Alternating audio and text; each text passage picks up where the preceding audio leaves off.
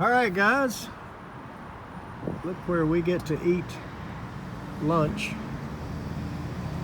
on Christmas Eve. One of the few places open.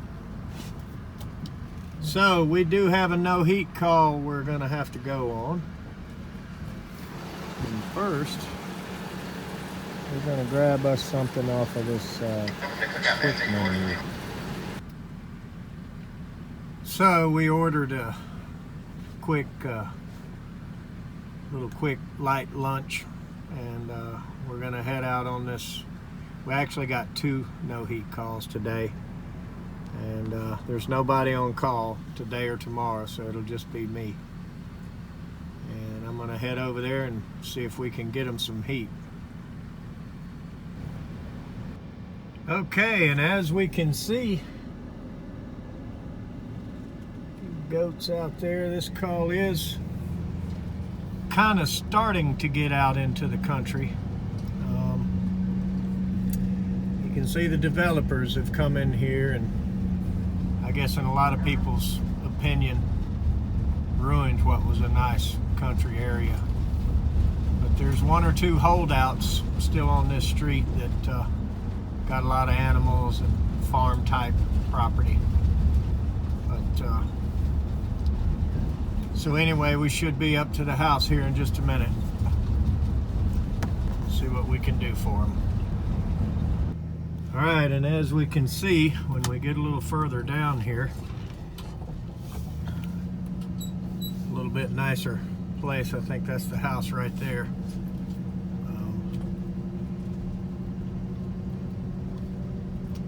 So looks like they got some sort of motorcycle or a trike or something out there.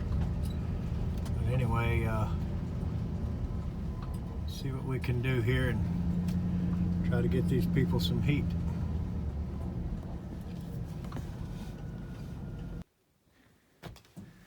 Looks like a Goodman. That ought to be familiar. 80%. And the switchboard is Let's right there. see if we're getting any code or anything in it. Doesn't look like no power. Alright, looks like we got 1 blank. So let's take a look at what 1 blank is.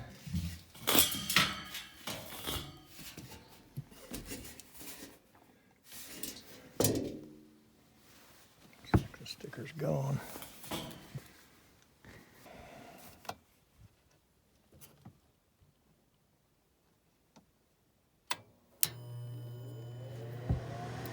Set it and see what happens. We just have to watch it.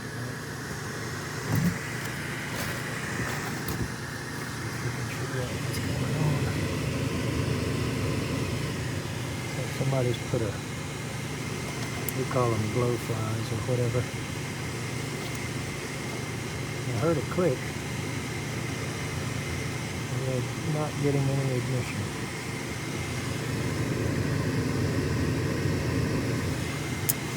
Yep, there goes the gas valve.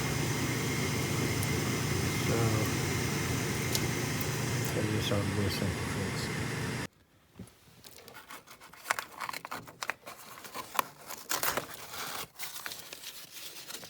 And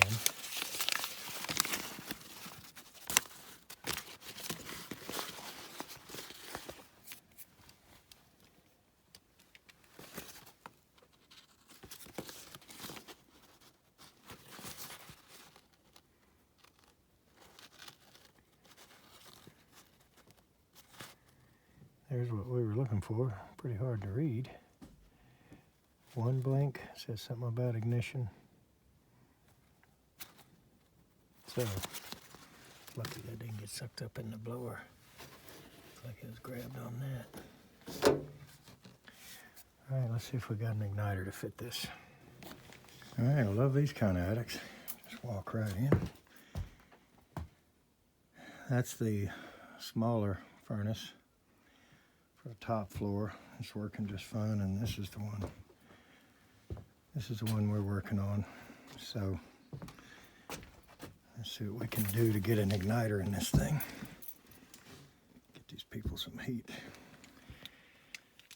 All right, so while we're at it, we will just go ahead and fire the furnace off manually with one of these. And you know, this is just a little something that we'll do just to make sure it fires up and everything's okay. And sometimes, if we do not have an igniter, we have to go back to the shop or wait on one or something, we'll fire it up this way, and that'll give the homeowner at least one cycle of heat.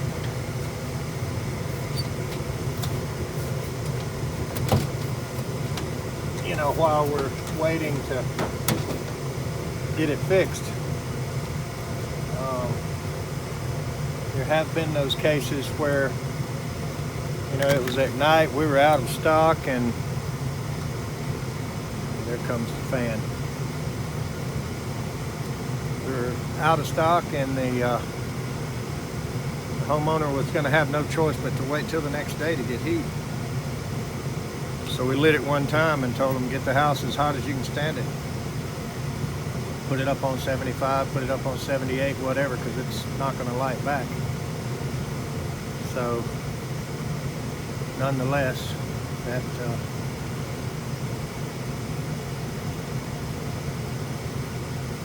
one thing that we've done in the past a few times. And this time I just wanted to fire the furnace off, just watch everything run. So one thing I don't like to do is cut it off with the heat exchanger hot. So there's a lot of different ways to kill the furnace. You know, we can just cause an error rather than have to unwire the thermostat or go down to the thermostat and cut it off and on. We can just let it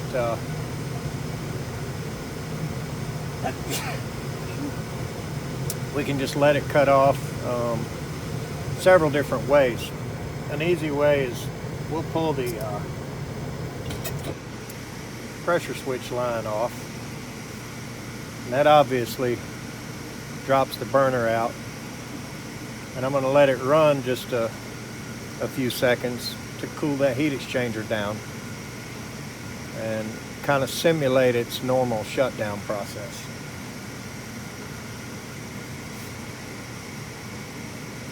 And, you know, after the fan has run, I don't know, 15-20 seconds, you've pretty well taken the heat off the heat exchanger.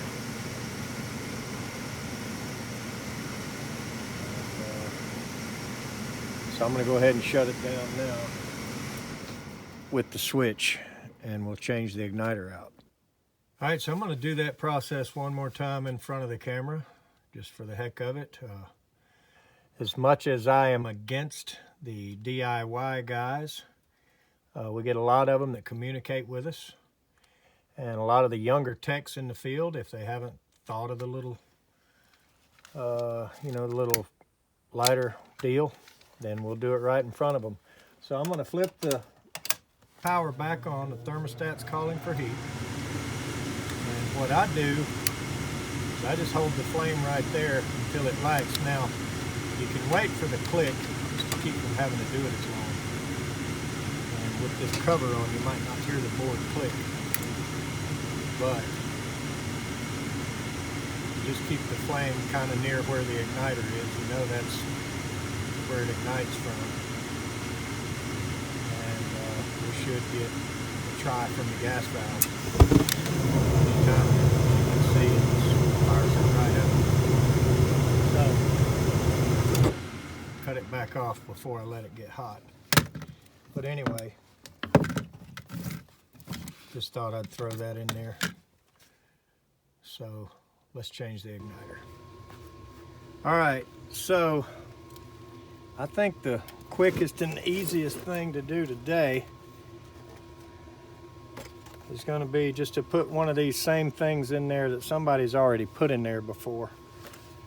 I'll tell you what though, I should have brought my little stubby nut driver. Let's see if it's gonna,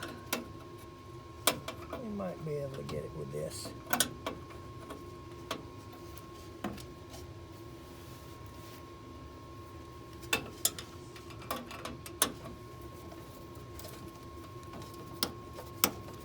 I believe we will.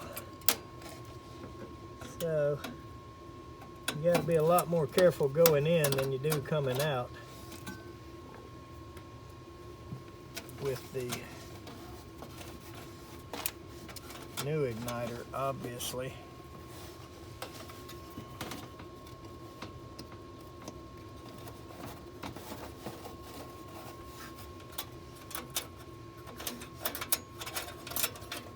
So they have already done the little bracket rigging deal. Yeah, this thing comes in the in this universal kit, and you just bend it accordingly and try not to break it. So we'll be able to just take one screw out. We're going to get an easy swap here today because somebody's already done this. So we'll be able to just pull the one screw out. We'll go ahead and use that same bracket, and should be able to fire this right back up. I did look to see if I had the original factory, the Goodman. They're real common, the Goodman Igniter, and we've used several recently, and I did not have it. So let's take this thing out. Just put it right back in that same bracket. And this should be a quick, simple, easy repair. And you can see there those, well actually it was already bent for that. That's the bracket they used. So I don't know why it failed, or if it may do it again. I hope not, or at least not quickly. But we'll of course pay a little closer attention to the alignment and see where it's at. And, you know, once we get it back in there. And like I said, I think this is going to be a pretty quick, simple, easy replacement. If I can get the camera in any better spot here. I don't know if that's better or worse.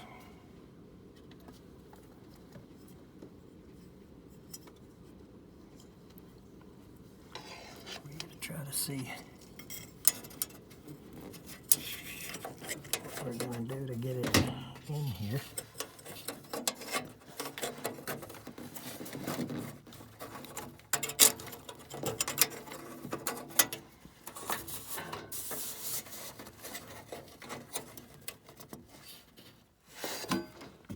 Hopefully I can hold it still there.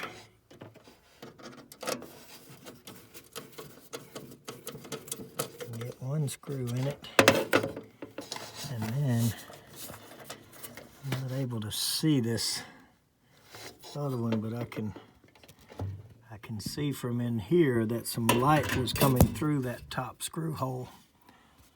So I think I do have it aligned to where I can get the top screw in it, which fell down in the cabinet right there.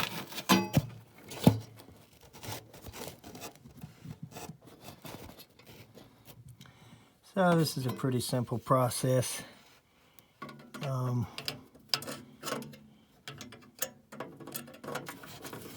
And I'll tell you what, I'm really against the DIY thing, but I'm not gonna stop it. That's for sure. I'm not really supporting it either. But it looks like the position of that igniter is pretty good.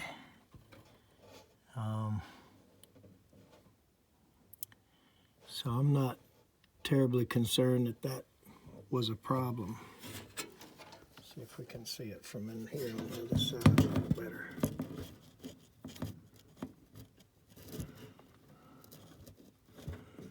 Might be, let's go down, there we go. Might be a little bit different than in the original igniter, would be further back, you know, closer to this panel, but it looks like that should work okay. So for whatever reason it failed, but let's try it. So for the DIY guys out there, make no mistake, I'm 100% against you trying to fix your own gas furnace. And I can appreciate if you're a very handy type and, you know, you put the brakes on your own car and do your own oil changes or whatever. Still just not real smart to work on especially a gas appliance. But it's just, you know, it's not that smart to try to do another man's job. You know, I learned a long time ago, even though I'm probably capable of learning a lot of jobs and doing a lot of other people's work, I realized I can make more than I can save by staying on my job. I can make more money doing what I do than I can save trying to learn how to do what somebody else does.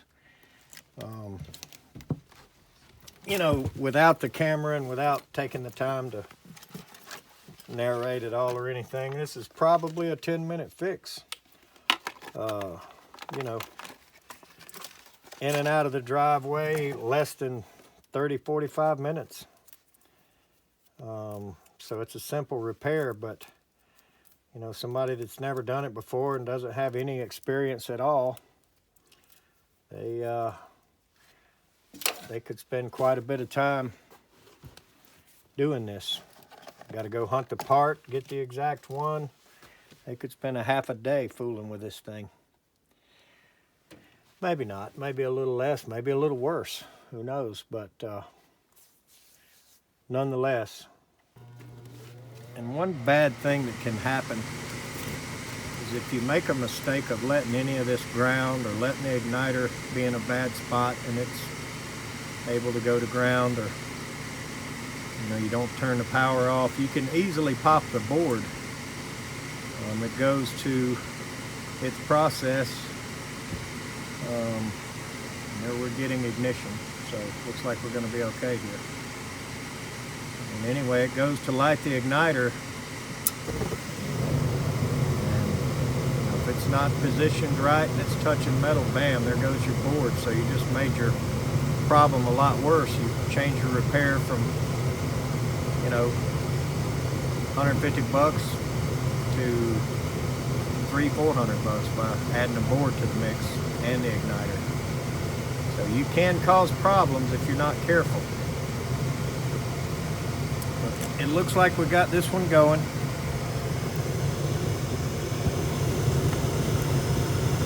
Looks like everything's going to be okay here.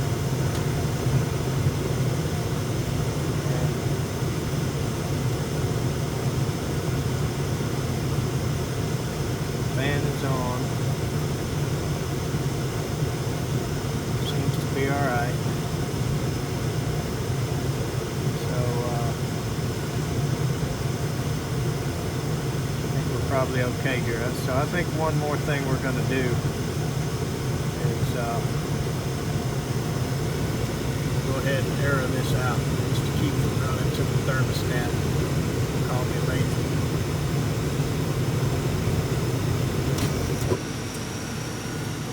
Burner go off. I'm going to let it cool off a minute. So while we're here, we're going to go ahead and pull this flame sensor out and clean it. It's just a kind of a preventive measure. I was looking at it in there. Looks a little cloudy looking, a little nasty. So we'll clean that right quick, and then we'll be out of here. All right, tell you what, guys, I have got to get all the tools in my new truck. Couldn't find my little stubbies. Gonna have to use the little ratchet and a 1/4-inch socket. But there's nothing wrong with that. It's just not as handy and easy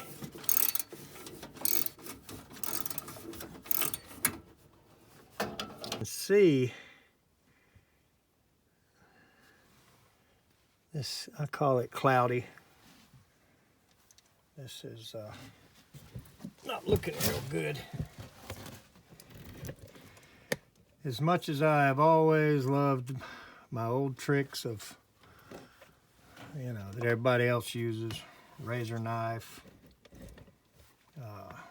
dollar bill, mostly a combination of both. I'm going to use this little Supco keychain flame sensor cleaner. You can see the little hole there that you do. You poke it in the end,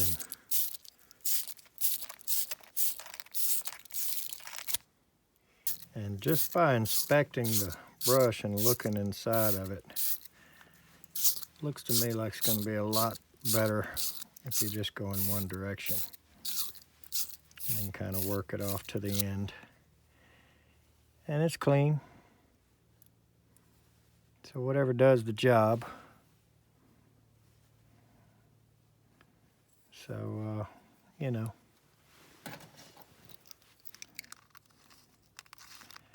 somebody sent me a few of these.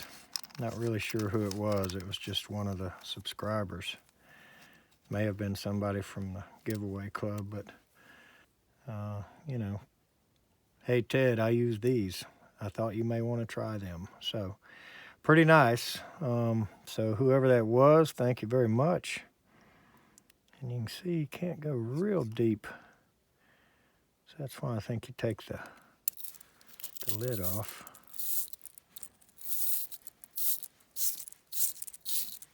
But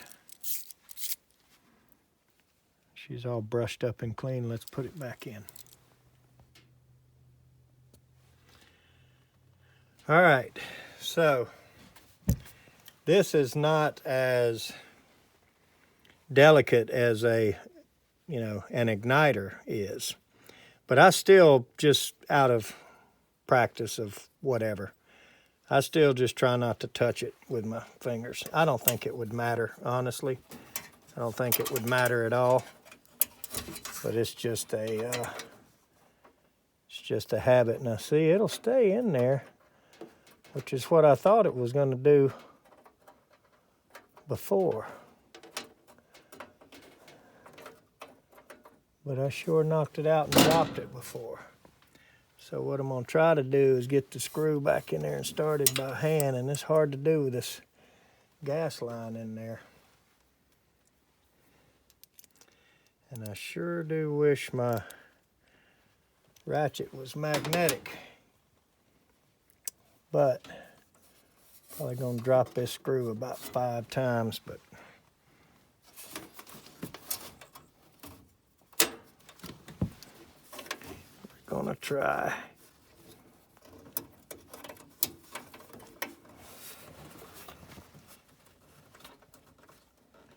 Well, we got it in there. It took both hands, but got it started.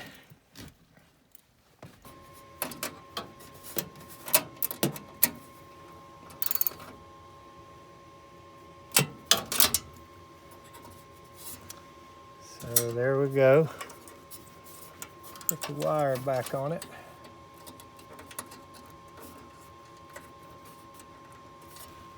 All right.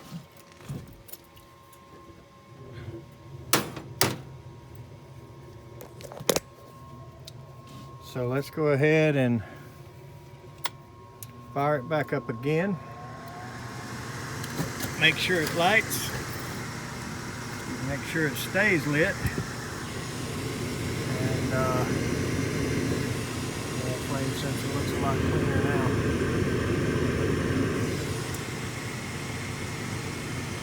Then we will put the door back on it. Comes our globe. And we'll move on to the next one.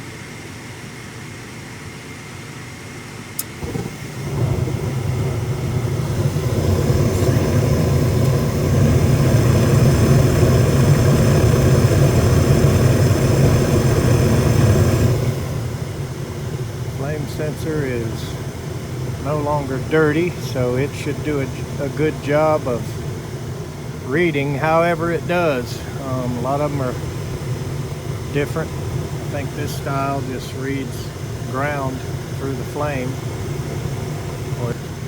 We've got these real smart guys out here that help us be smarter anytime we need it.